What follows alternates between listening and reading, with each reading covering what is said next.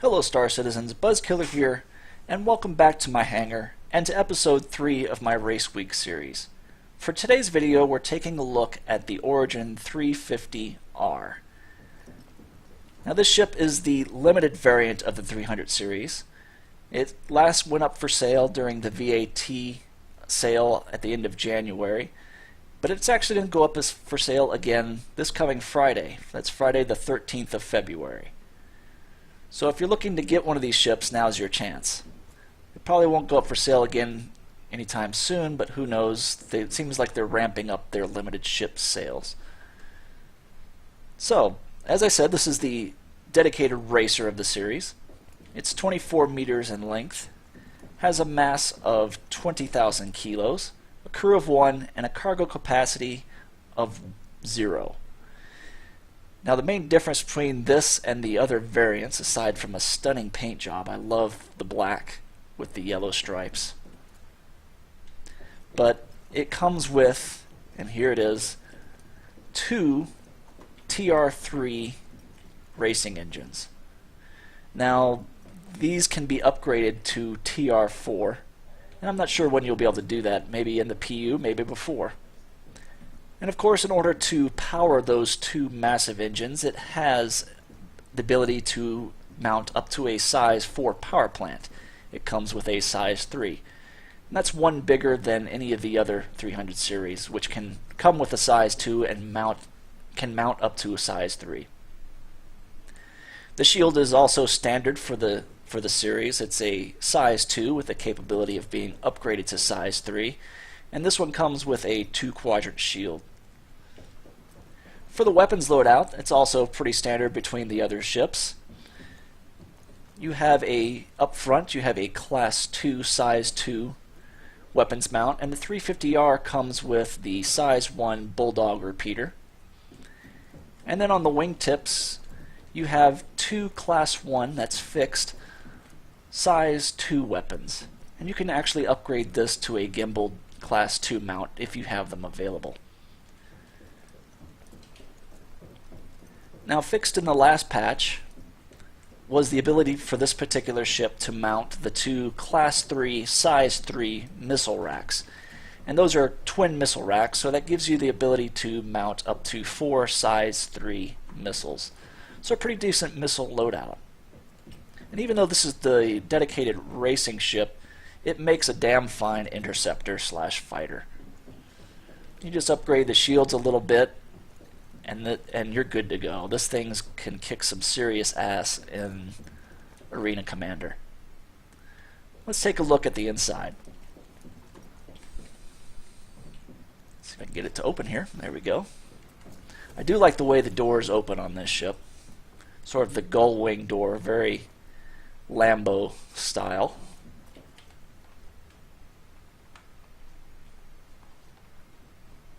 And of course that opens into, I don't know what you'd call this area. It's not the cargo area, because actually the cargo for these ships will be on an underslung box similar to the Aurora.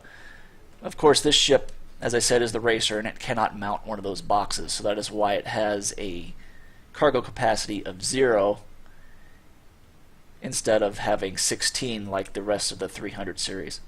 Except for the 315P, which can carry, I believe, 24 freight units. This is pretty much an unused space back here. And AC 1.0, they actually fixed the bed for this ship, and that's accessed from this panel here.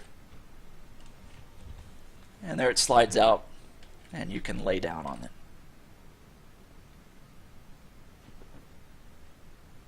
There you go.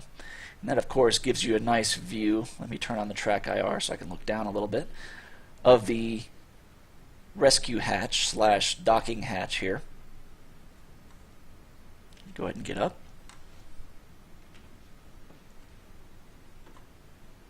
And let's put the bed away.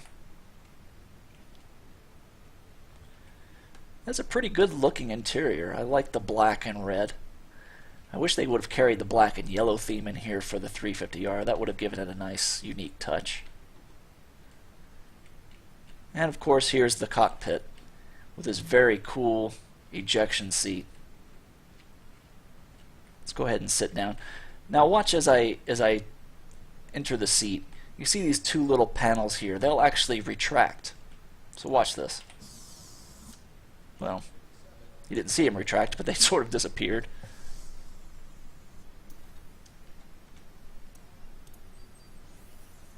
And I didn't catch them coming out, but they actually do have a little animation where they sort of slowly, well, they don't slowly, they come pretty quickly, pop out. Let me go ahead and close out the Arena Commander menu. Let's take a look around. Has the same high-tech cockpit that's known for the Origin style ships. And once again, once it gets the upgraded cockpit customization, a lot of these panels should be replaced with usable panels. An interesting flight wheel. It's kind of like a Cessna style flight wheel where you turn here for your yaw and your pitch. I don't know how you actually use the throttle on this ship, but you have some pedals down there for your roll, apparently. And of course those two little round things are your holographic projectors for your HUD.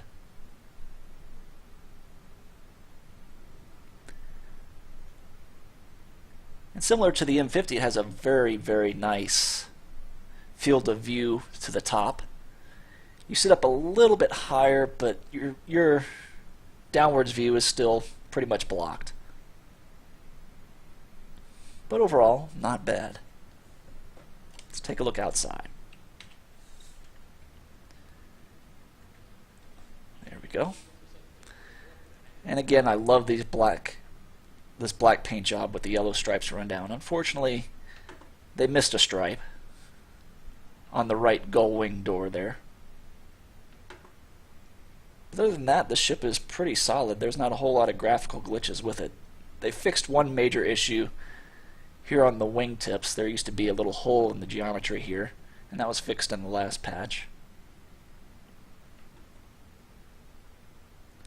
There's some of the maneuvering thrusters. I don't know if I told you, it has 12 TR1 maneuvering thrusters. 6 on the back, 6 in the front.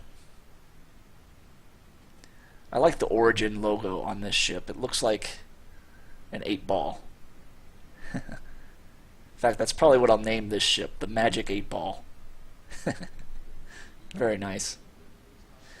The model's fairly simple, but this is, of course, the 300 series is one of the first ships to be put into Star Citizen. Of course, you had the Hornet, and then I believe the Aurora followed, and then this, the 300 series. But since it is a later variant, it does have a few more details, especially in the back area here. This entire back section is all unique to the 350R, with all this piping. And of course, underneath you have the twin fuel scoops for those twin engines. But basically it's the same as the rest of the ships. This gray section of piping here and that little spot there, that's all part of the power supply.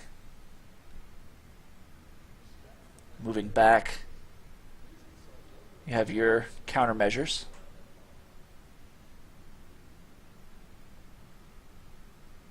And of course those engines. And once again, CIG has really done a nice job modeling these engines. Let me go ahead and clip into the model again. You can already see some of it here, some of that detail. But as I get in, look at that. All this is stuff you normally wouldn't see. I guess unless the engine was pulled out of the ship and sitting, say, at a dumper's depot or something. Otherwise, you'd never see any of this detail. There's some more detail of the power supply. Pretty cool, the Starheart power supply, size 3.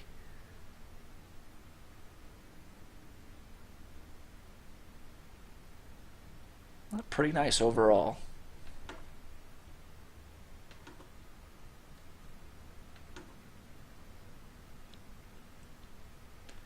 Do just one more quick little fly around for you.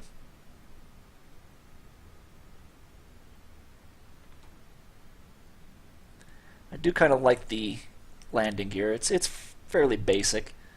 The front landing gear seems to just be a mirror of the rear landing gear, but still a nice job. I even did a little bit of decorating of the interior doors. It's not fully modeled in here, it's more of a texture. Whereas some of the newer ships actually have physically modeled pipes and such in here.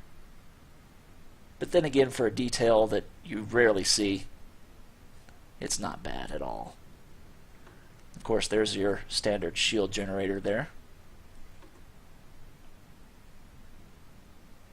And your cooling fins on the right wing, or his left wing, I'm sorry. I believe those extend out back here. Those are not, for some reason, mirrored on the other side. I don't know why. It seems to be in the same boat as the Aurora, where if this wing gets damaged, you're probably going to start suffering some overheating issues. It'd be nice to have some redundant cooling systems.